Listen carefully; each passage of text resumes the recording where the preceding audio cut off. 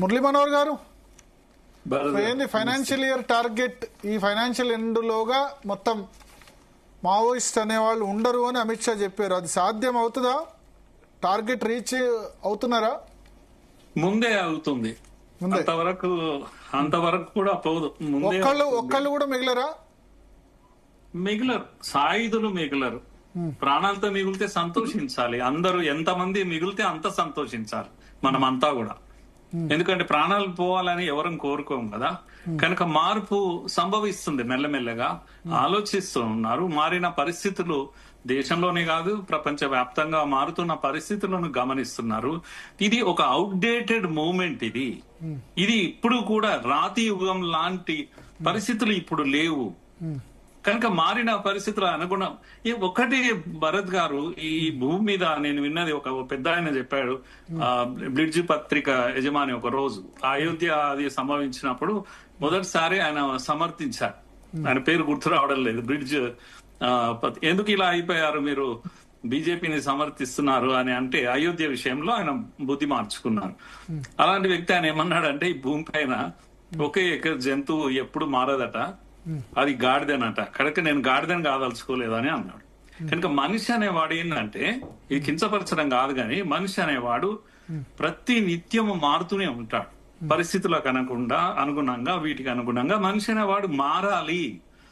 అప్పుడు ఆ రోజుల్లో అది కరెక్టే ఉండొచ్చు తప్పకుండా. భూస్వాములు, దోపిడీ ఇవన్నిటి కూడా విపరీతంగా ఉండేది. పరిష్కార మార్గాలు కూడా కనపడేది కాదు. ఆయుధమే కరెక్ట్ అనుకునేటువంటి పరిస్థితులు ఉండేవి. ఇంకా ఈ రోజుల్లో మెల్లగా ఆలోచన చేస్తున్నారు. ఇప్పుడు సరెండర్ అవుతున్నటువంటి మళ్ళీ వాళ్ళ లెటర్ కరెస్పాండెన్స్ ఇప్పుడు కాదు కదా, కొన్ని నెలలుగా జరుగుతుంది. నంబాల ఉన్నప్పటి నుంచి ఇది జరుగుతుంది అనే విషయం వారు చెప్తున్నారు. అయితే కొందరు జీర్ణించుకోలేక ఇప్పుడు చర్చ అంతా ఏం చేస్తున్నారంటే, ద్రోహి లాంటి పదాలు, కోవట్టుగా మారారు లాంటి పదాలు, ఇవన్నీ కూడా వాడుతున్నారు. ఇన్సైడ్ ఏందనేది మనకు తెలియదు. కానీ ప్రపంచం మారుతుంది. ఈ రోజు ఏముందండి, గాజా ఒప్పందాలు జరుగుతున్నాయి. ఎన్ని ఏళ్లుగా, దశాబ్ద కాలాలుగా మారణ హోమం, రక్తపాతం, కూర్చొని మాట్లాడుకునే ఒక స్థితి, ఆయుధాలు పారవేసి ఎవరికి వాళ్ళు సరెండర్ అవుతున్నటువంటి పరిస్థితి, ప్రపంచం అంతా కూడా మారుతున్నటువంటి పరిస్థితి. కనుక ఇక్కడ కూడా ప్రభుత్వము మొదటిసారి తన డ్యూటీ తాను చేసింది. రాజ్యాంగం ఇచ్చినటువంటి ఇది ఏదైతుందో, డ్యూటీ ఏదైతుందో ప్రభుత్వాలు చెయ్యాలి. చర్చ చేస్తే అయిపోతుంది కదా. ఏమంటే వాళ్ళు చర్చలకు రెడీ ఉన్నారు. కొద్దిమంది అంటారు పాకిస్తాన్ తో చర్చలకు సిద్ధంగా, ఇప్పుడు ఎందుకు చర్చకు సిద్ధం లేదని క్వశ్చన్ చేస్తున్నారు. ఈ దేశంలో ఎన్కౌంటర్ అనగానే పిల్లవాడిని అడగండి రోడ్డు మీద, ఎన్కౌంటర్ అనండి, బూటకం ఎన్కౌంటర్ అంటారు. అంటే మావోయిస్టులు చర్చలు చేసి ఈ దేశంలో ఎన్కౌంటర్ అంటేనే బూటకం ఎన్కౌంటర్ అన్నట్టుగా అయిపోయింది. అలాంటిదే చర్చలు కూడా బూటకమే. ఇవన్నీ కూడా వ్యూహంలో భాగమే.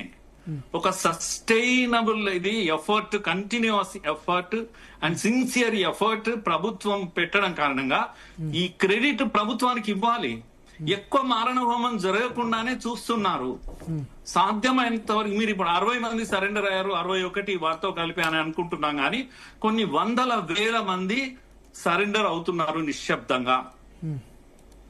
కనుక చస్తున్న వాళ్ళు తక్కువ, చాలా తక్కువ. దానివల్ల భయకంపితులై తుపాకులు వదిలేస్తున్న వాళ్ళు ఉన్నారు, ఆలోచన చేసి తుపాకులు వదిలేస్తున్న వాళ్ళు ఉన్నారు. అన్ని రకాలుగా మార్పు అనేది సంభవిస్తుంది.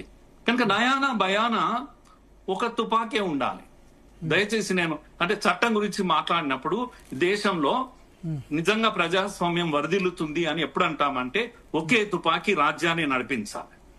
రెండవ తుపాకీ మావో తుపాకీ లేదా అంబేద్కర్ తుపాకీ, ఒక్క తుపాకీ రాజ్యాన్ని ఏలాలి. కనుక చర్చ ఇది జరగాల్సింది ఇప్పుడు.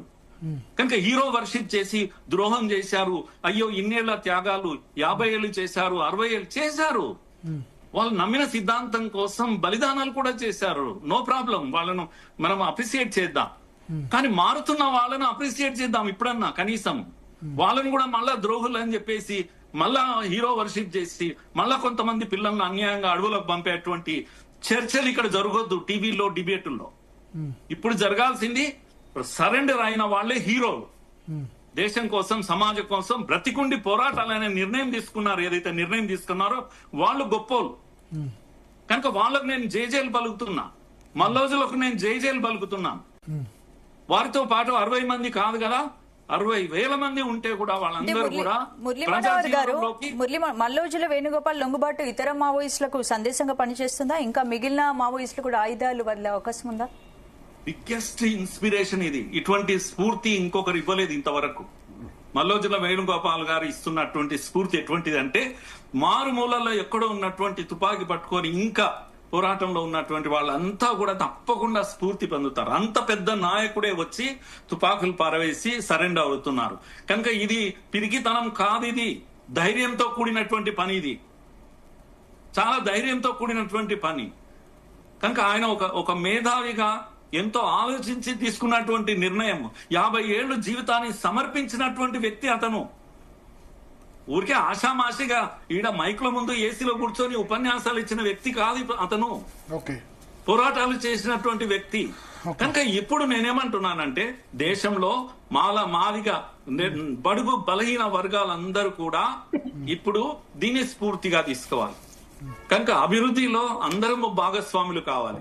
నిమ్న వర్గాలను తప్పకుండా రాజకీయ పార్టీ పెట్టాలి మల్లోజుల గారు.